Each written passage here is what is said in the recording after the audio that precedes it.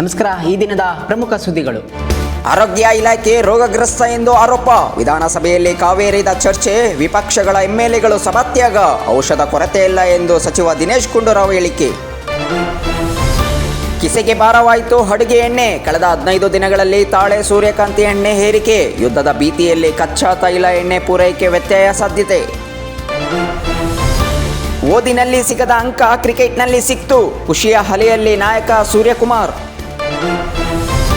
74 ಹಾಲಿ ಶಾಸಕರನ್ನು ಕೈಬಿಟ್ಟ ಟಿಎಂಸಿ. 291 ವಿಧಾನಸಭಾ ಕ್ಷೇತ್ರಗಳ ಅಭ್ಯರ್ಥಿಗಳನ್ನು ಘೋಷಿಸಿದ ಮಮತಾ ಬ್ಯಾನರ್ಜಿ. ನೆರವಿಗೆ ಬಾರದ ಮಕ್ಕಳ ಸಹಾಯವಾಣಿ. ದೂರಿಗಷ್ಟೇ ಸೀಮಿತವಾಗುತ್ತಿರುವ ಹೆಲ್ಪ್ಲೈನ್. ಕರೆಗೂ ಸ್ಪಂದಿಸದ ಸಿಬ್ಬಂದಿ. ಶಕ್ತಿ ಪ್ರದರ್ಶನಕ್ಕೆ ವೇದಿಕೆಯಾದ ಕೈಸಭೆ. ದಾವಣಗೆರೆಯಲ್ಲಿ ಅಭಿಪ್ರಾಯ ಸಂಗ್ರಹಿಸಲಾಗದೆ ಹೊರನಡೆದ ಸಮಿತಿ ಸದಸ್ಯರು. ರೈಲ್ವೆ ಇಲಾಖೆ ಪರೀಕ್ಷೆ ಮುಂದೂಡಿಕೆ. ಕರವೇ ಪ್ರತಿಭಟನೆಯಿಂದ ಮುಂದೂಡಿದ ಪರೀಕ್ಷೆ. 10 ಸಕ್ಕರೆ ಕಾರ್ಖಾನೆಗಳಿಗೆ ನೋಟಿಸ್.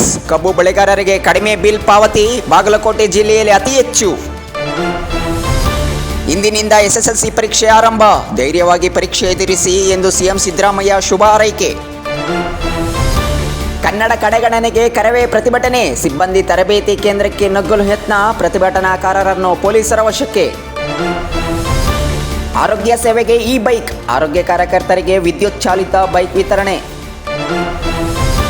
ಇರಾನ್ನ ಭದ್ರತಾ ಮುಖ್ಯಸ್ಥನ ಹತ್ಯೆ. ಅಲಿ ಲಾರಿಜಾನಿ ಸಾವು. ಇಸ್ರೇಲ್ ರಕ್ಷಣಾ ಸಚಿವ ಕಾಟ್ಲೇಜ್ ಹೇಳಿಕೆ. ಪ್ರಭುತ್ವದಿಂದ ಚೆಲೆ ಔಟ್ ಚಳುವಳಿ. ನಿರಂಜನ್ ಜನ್ಮ ಶತಮಾನೋತ್ಸವ ಸಮಾರಂಭದಲ್ಲಿ ಸಿದ್ದನಗೌಡ ಪಾಟೀಲ್ ಬೇಸರ. ಮೊದಲ ಮಳೆಗೆ ತಂಪಾದ ಇಳೆ. ಮಂಗಳವಾರ ಸಂಜೆ ವೇಳೆಗೆ 5-6 ಡಿಗ್ರಿ ಸೆಲ್ಸಿಯಸ್ ಉಷ್ಣಾಂಶ ಕಡಿಮೆ. ದೆಹಲಿಯಲ್ಲಿ ಉಕ್ರೇನ್ನ 6 ಪ್ರಜೆಗಳು ವಶಕ್ಕೆ. ಅನುಮತಿ ಪಡೆಯದೆ ಮಿಜೋರಾಂ ಪ್ರವೇಶ. ಕಾನೂನು ಬಾಹಿರ ಚಟುವಟಿಕೆಗಳಲ್ಲಿ ಭಾಗಿ.